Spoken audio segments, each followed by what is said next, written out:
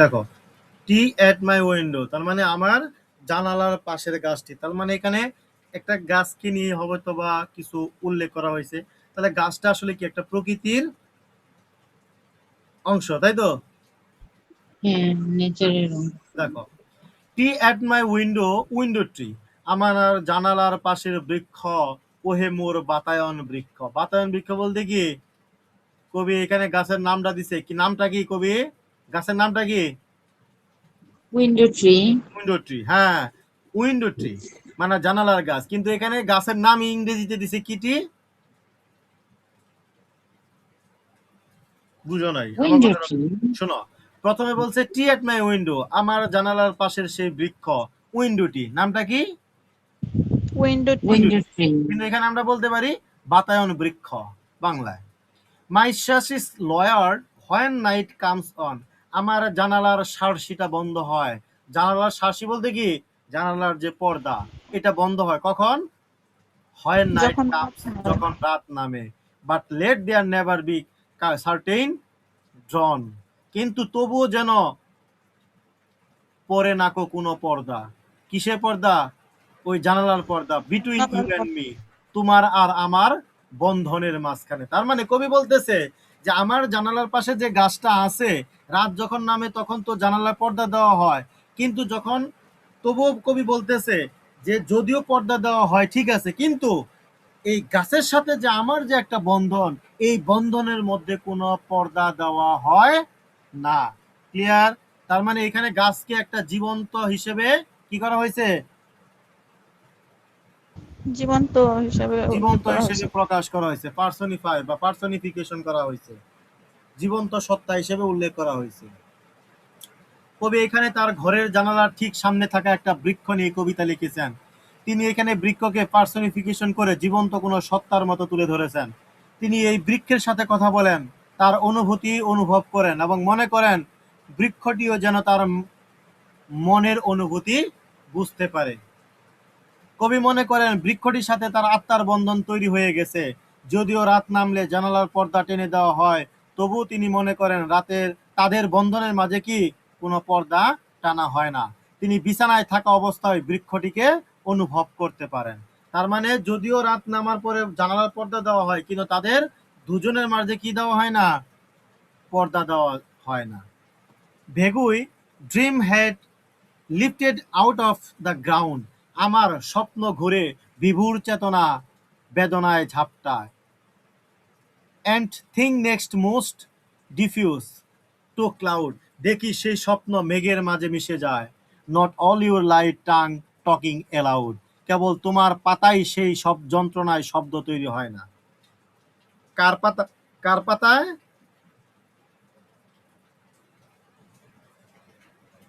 বলছে not all your light tongue talking allowed, কেবল তোমার পাতায় সেই বেদনার যন্ত্রণার যে শব্দ, সেটা তৈরি হয় না। তোমার বলতে কাকে বোঝানো হয়েছে?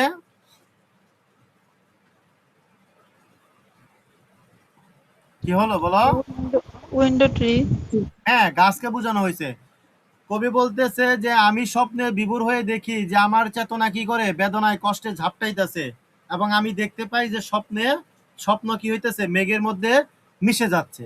তো কবি তখন গাছকে বলতেছে যে কেবল তোমার পাতার ভিতরে যে যন্ত্রণা, সেটা কখনো শব্দ তৈরি করে না। ক্লাউড বি প্রফাউন্ড, গভীর, যা গভীর বেদনার একটা জায়গা।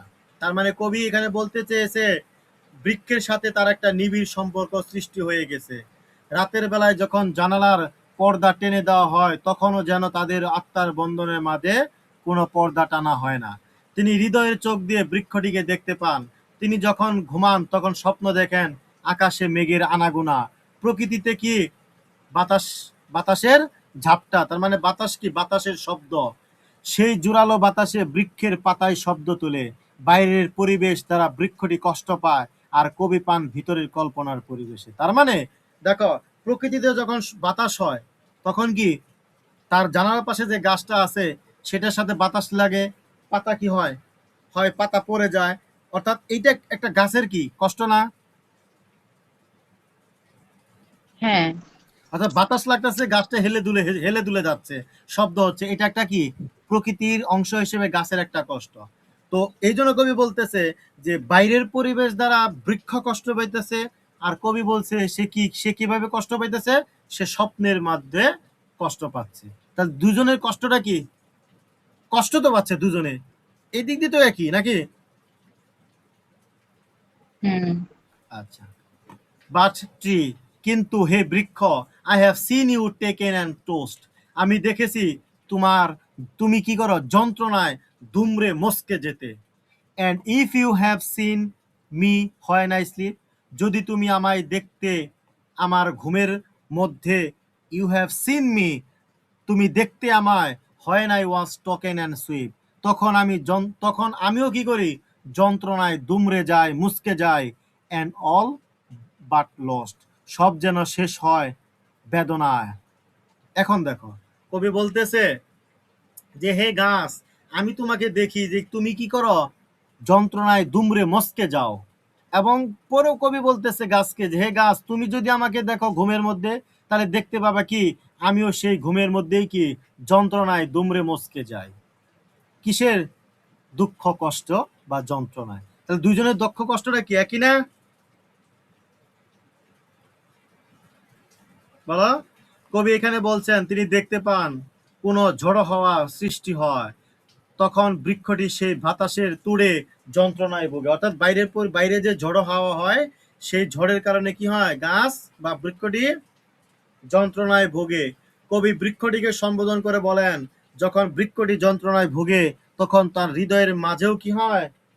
কবি বলতেছে যখন বাইরের পরিবেশ দ্বারা গাছটি কষ্ট পায়, এবং ভিতরে কবি কি হৃদয়ের ভিতরে দুঃখ কষ্ট যন্ত্রণা বয়ে যায়।